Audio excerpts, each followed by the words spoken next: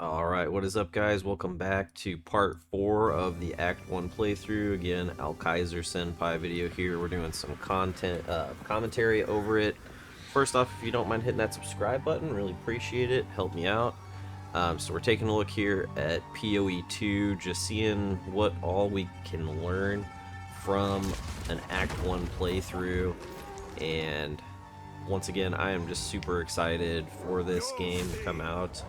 Probably gonna take a few days off from work just to be able to play it on release. I'll probably, usually day one is kind of a wash because of server issues, and with them being in New Zealand, I can never remember exactly what time it actually releases. So we'll probably go day 2 and get a decent chunk of time in with the game. So if you do like Path of Exile, ARPGs, and you're looking forward to PoE 2 content, I'm definitely going to be making a lot of PoE 2 content, so hit that subscribe button if you're interested in that. So a couple things that we've noticed just during this guy's playthrough is defense seems to be much more of a necessary stat early on in the game. Like, you can just see how his health is getting chunked by these mobs. So either defense is much more important, or he's just not using the combat role enough. I mean, it's kind of an adjustment to make, because if you're used to playing PoE, that's just not really a thing. And even in Diablo 2, like, you can't really actively dodge as much, so he's got to go back to town here to the well to refill his potions, again just because of how much damage he's actually taking. Looking up at the top right, we can kind of see how much CPU usage it's taking up. That's just an option in PoE. If you hit, like, I think it's F1, it'll show you those that information. So looks like, not knowing the computer that they're playing on, I mean, it's running fairly smoothly. Only a couple times the game is like hung up a little bit, and not 100% sure what the network type. I mean, I'm assuming it's going to be lockstep like PoE 1. Initially when PoE 1 came out, it did not have lockstep, and so if there was like server lag, you would get really bad desync. So here we just saw him alchemy orb a hammer. And one thing that I really do like that, I mentioned before, is just how the art of the gear is now fully visible, since there's no longer socketed gems and links on the items. You can actually enjoy the 2D or 2.5D art of the gear, which to me has always been a big part of the game, especially in Diablo 1, where you only had like 3 different armor looks per character. So a lot of that sort of fantasy of building up your character came from like the character screen. The fire enchantments on the weapon from Herald of Ash look fantastic. I mean, it looks like the weapons are burning, they look like they're on fire. Like, that's pretty sick. Normally in PoE 1, that would be probably like a microtransaction that you'd have to purchase. So I'm curious also to see, because I mean, unless something's changed, what they said before is that all your microtransactions from PoE 1 are going to be like carried over into PoE 2. It's one thing that's kind of kept me purchasing different packs and whatnot in PoE 1, because I'm like, hey, like, I'm gonna get more value out of this when PoE 2 comes out as well. It's not like it's just gonna be for a season or so. Like, hey, I mean, I could see myself, I've been playing PoE 1 for 10 plus years, I could see myself playing PoE 2 for another 10 plus years. It's like Blizzard has shown that they cannot make a successful ARPG without Blizzard North. So I don't have like really high hopes of anything better coming out than PoE 2. Like, there might be some games that I check out, like Titan Quest 2. I would probably check that out. I mean, I may occasionally check out like Last Epoch, but Last Epoch, it's just the story. I don't know. There's just certain things about Last Epoch that just kind of are not intuitive. Like the story progression, like you're constantly skipping around on the mini-map trying to figure out like where am I going, what am I doing, and then you get through that, and then even like the end game system, it's like you have to figure out what path you're taking. It's just, to me, not the like jump in and play kind of game that I want. Like, I want to progress through a map.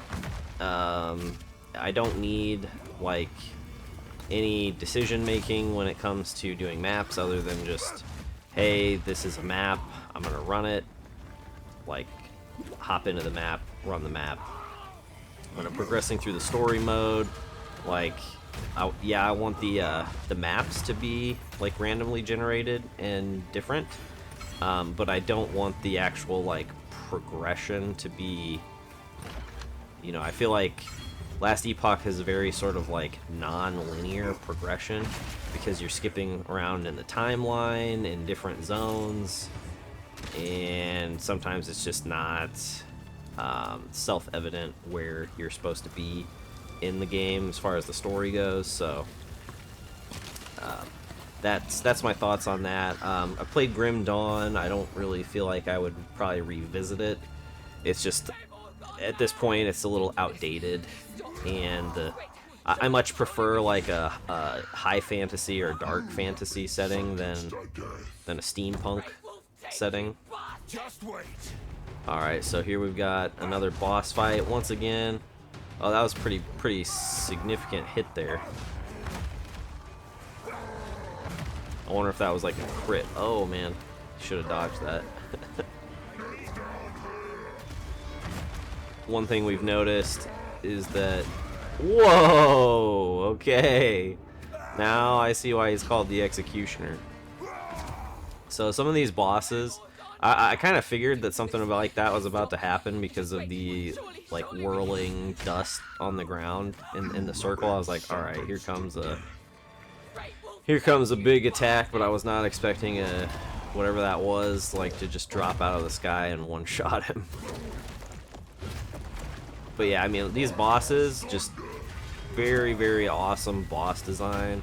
I'm sure all these models will be reused later on in the maps with like tougher versions of them, so that's exciting. Already, just in this Act 1 playthrough, I feel like there's more unique bosses. Oh, thought he was gonna die again there. There's already more unique bosses than Diablo 4, which is huge. The bosses look amazing. They have very good design, very good animations. Like the attacks are telegraphed, but not in a way that really pulls you out of the game. Like, it's not just a red circle on the ground.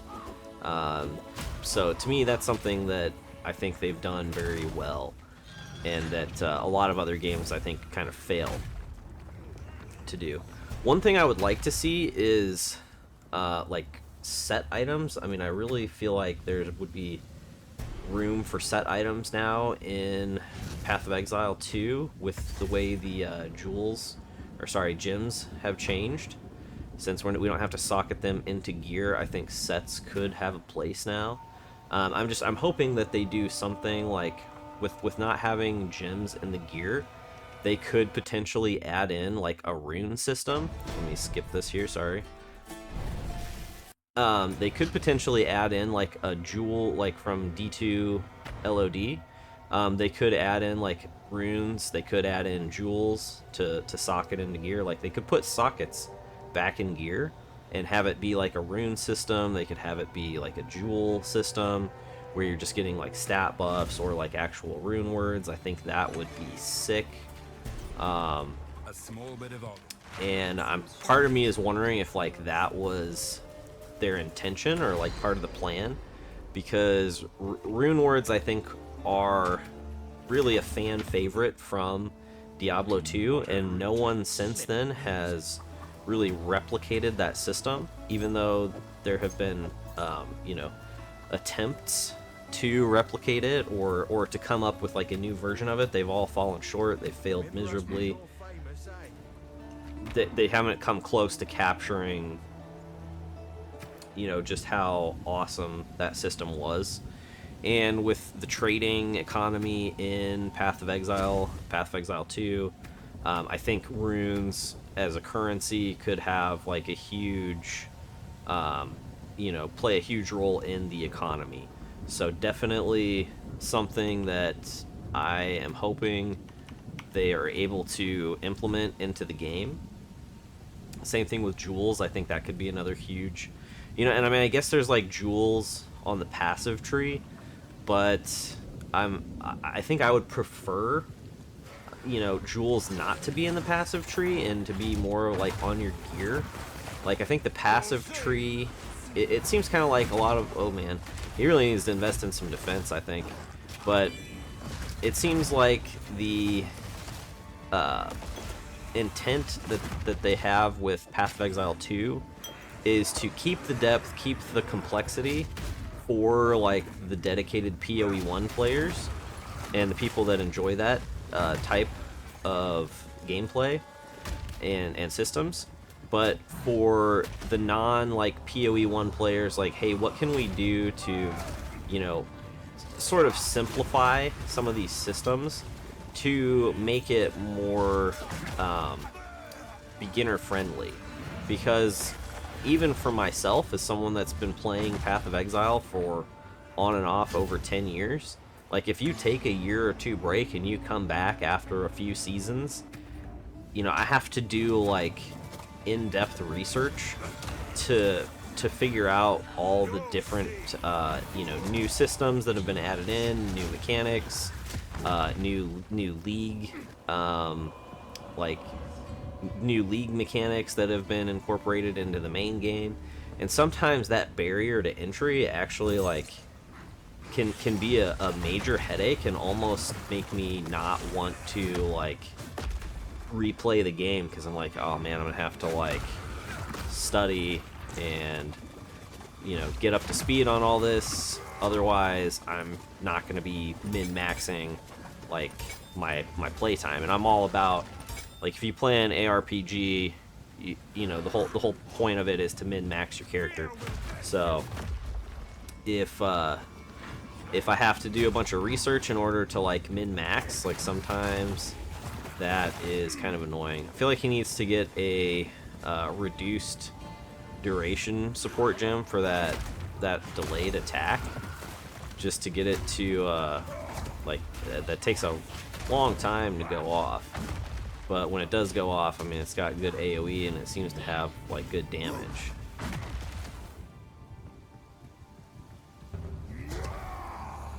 And here once again, another unique area. I mean, there's been so much variety in the maps and like tile sets in Act 1 so far.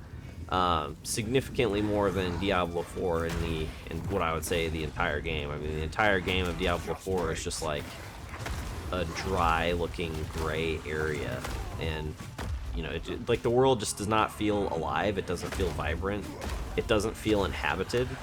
Even when you go into the towns or like NPC areas, it you know, it doesn't have that feeling that makes you feel like there's actually, you know, people. Oh man, he seriously needs some like defenses.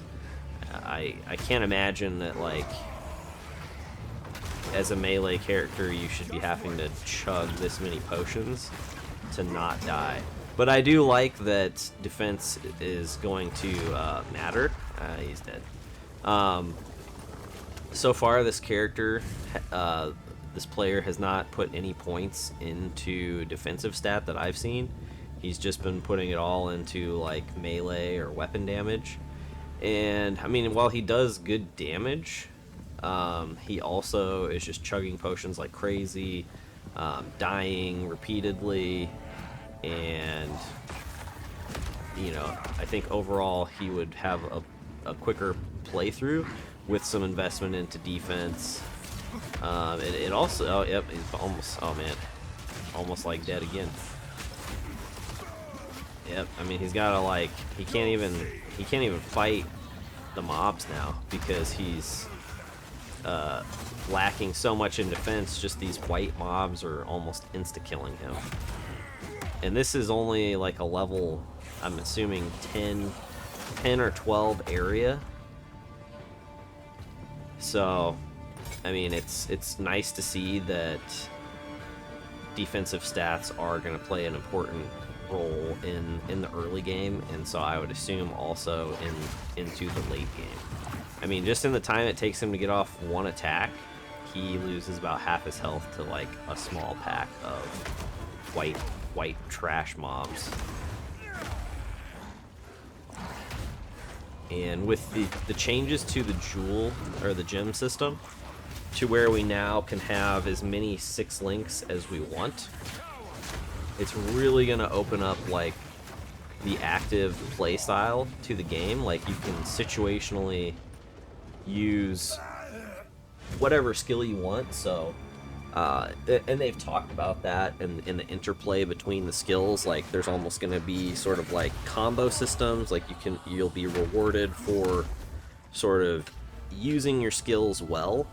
See, he's just like, everything he's taken is damage nodes, and he's just getting like almost instant killed.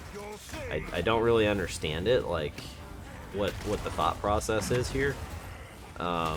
Other than just like, oh well, this worked in PoE 1, so that's what I'm gonna roll with. I don't know, but I think at this point I would definitely be like, I need to put a few points into like some HP nodes or something, just to avoid all these deaths.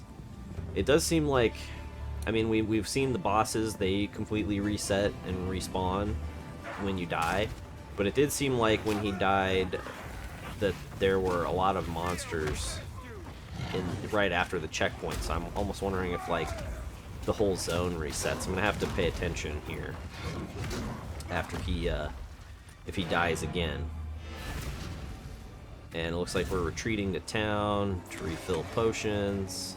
How can I advise you? Move swiftly. Okay, so the hooded one, I missed this before, but he had a refund passives. A refund passive ability. And then that character there, Una, had a disenchant item passive. So I'm curious if disenchant item is like making it into a white item, or is that breaking it down into like fragments? So now we have the option potentially to sell items for gold or break them into fragments, or possibly the orb of scouring has been worked into an NPC function that you spend gold on.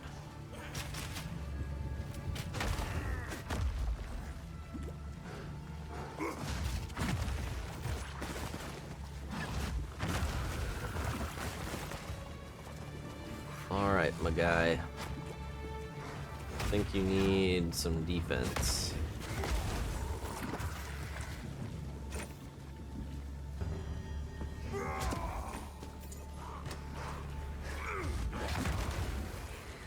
Just wait. Dude's playing like a melee glass cannon build, and definitely more glass than cannon. One thing that I haven't seen, I don't know if I've seen it yet, now I'm gonna have to start paying attention. Is there a map overlay that you can put across the entire screen, or is it only a mini map in the top right corner? A message from the Sonic Department of Research and Deliciousment. Save money every Or day is this with player $1.99 just menu. like a Treat Diablo yourself with a new 4 player and he's used to it being up in the top right corner? These are all questions I have that I need answers to.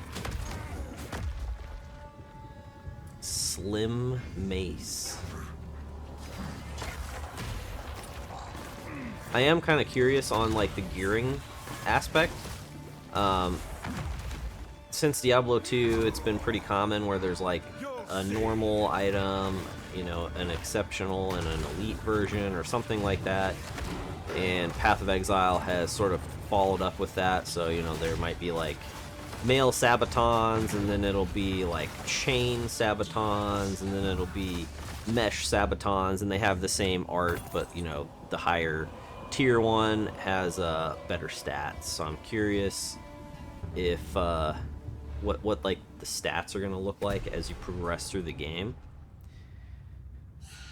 and how big of a difference there will be in terms of like defense on an Act 1 item versus like an in-game item.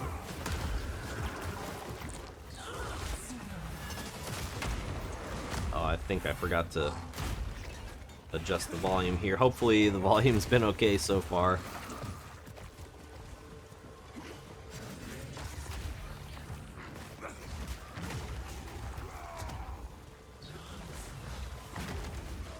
Oh man, just look at the amount of damage he's taking.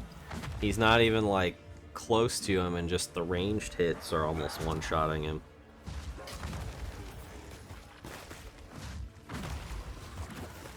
%, what was that? 40% more stun threshold. That's actually... He might actually need to use that, because he's getting stunned a lot while using some of these abilities. So that's actually... I mean, he probably needs to either put that on Sunder or like Rolling Slam. I hope he doesn't put it on Earthquake, because that seems to be almost like an instant cast ability.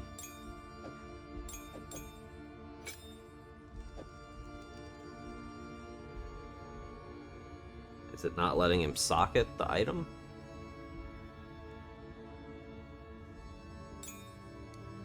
Seems to be having some problems here. I think he's like not sure, you know, I think he's trying to socket it into an item that he can't like socket it into, because it's like instant cast maybe, or oh no, it does have an attack speed.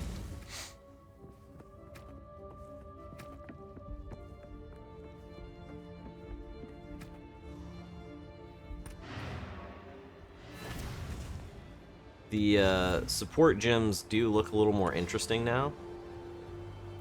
It's not just like a circle. Well, the gems in general, I think, look much better, like the art for them.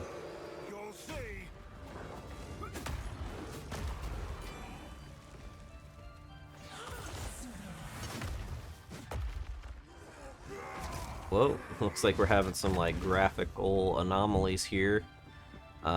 This is in the game. This is not on my video. It's actually part of the original footage, so at least it resolved itself. Why is there a storage bench?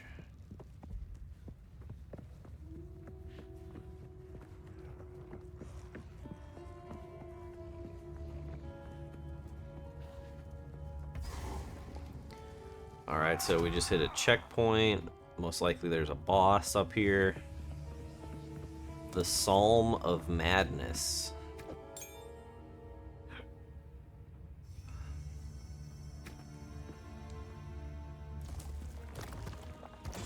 I kind of assumed that was what was going to happen. A lot of unique, like, boss intros. Candlemas the Living Right. Ooh. He's got some fire breath. He's got a lot, looks like a lot of like fire-based attacks, and he's kind of agile. I'm curious what an act boss looks like. I wonder, is the Iron Count, is he the act boss? I see that quest. Whoa. Alright, did he get an ignite or a... Oh no, I think that was a bleed. So, I mean, the damage is helping him out in boss fights because he is hitting very hard and killing the bosses quickly.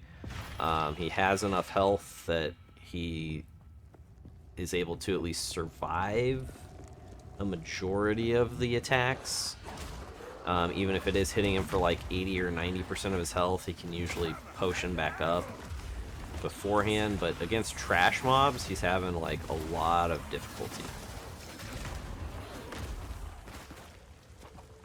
So I would definitely, in your first playthrough, especially if you're playing hardcore, it looks like defenses are probably a must-have. I think if you're playing a melee class, not as sure on like a ranged class, you can probably more safely invest in like a glass cannon build, but currently it looks like melee, you are going to want to invest in some defense. It looks like it will increase your clear speed on your initial playthrough. One, you won't die, and now that bosses reset, that could be a real problem if you're repeatedly dying on a boss, or even just like in the map. I want to see this soldier great helm. That sounds pretty sweet. Really, dude? More small, like, two-hand damage nodes? I wish I could see how much total hit points he actually has, just to kind of have an idea of, like, what you should have, like, at least what you should probably have at least double to quadruple, like, this guy's hit point, like, health pool. I mean, almost any damage insta-kills him from trash mobs. And he gets, like, stun-locked very easily. So with a slow hitting build, and this isn't to, like, you know, badmouth the player. I don't know anything about him beyond this video. But I can clearly see that, like, the definition of insanity is if you do the same thing over and over and it's not working. Like, I would definitely have either respect by now or stopped investing in two-handed or just damage nodes in general, and I would be like, alright, where's my life nodes, where's my defensive options, like, closest to me on the tree, because I need to do something. I would not be okay with, like, repeatedly dying to trash mobs like this. Especially when it's slowing down my progression. So, as a hardcore player, too, like, even when I'm playing softcore, this last season, what's at the front of my mind is, like, oh, that was my first character death, like, this character's done for, like, in hardcore, basically. And then as I'm progressing through the end game, like, hey, could I, you know, if I got to this point in the game on this character, like, with this setup, would this build be hardcore viable? And, you know, every time I die, I take that as, like, you know, personal failure.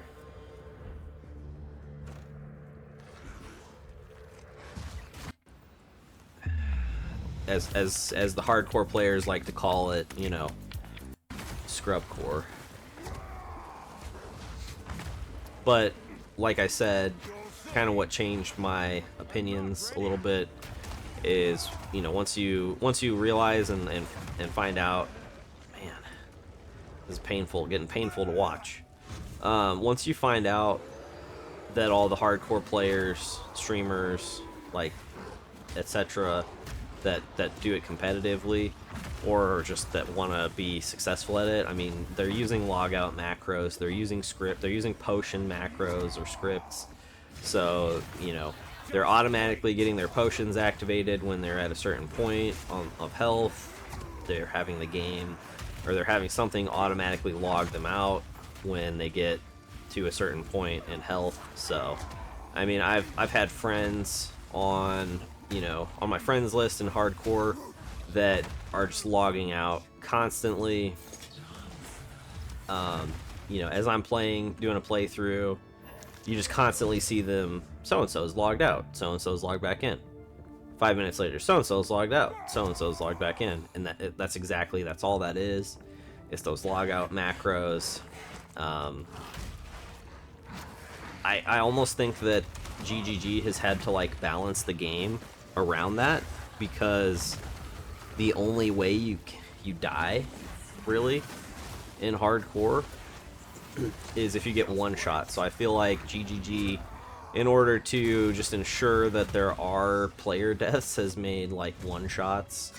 Like they've balanced the game around like one shots being the norm, or just like dying so instantly so that your logout macros cannot save you. So for anyone that's not using the logout macros, you're having like a much worse experience than you otherwise probably would, just because they've sort of opted that to be part of the game, part of the experience, and then have balanced around it. Oh my gosh, dude. This reminds me of like when I'm getting rushed in Diablo 2 and you get to like the outer cloister or the inner cloister, and you're like level 5 and you're getting just like absolutely wrecked by like the black imps. I forget what their what that version of them is called, but yeah, I mean those guys, and then those little like demon dudes that spit like the ice balls, or like Andariel comes out and like just ends your day. That's kind of what this looks like, with how this dude's just getting chunked for health.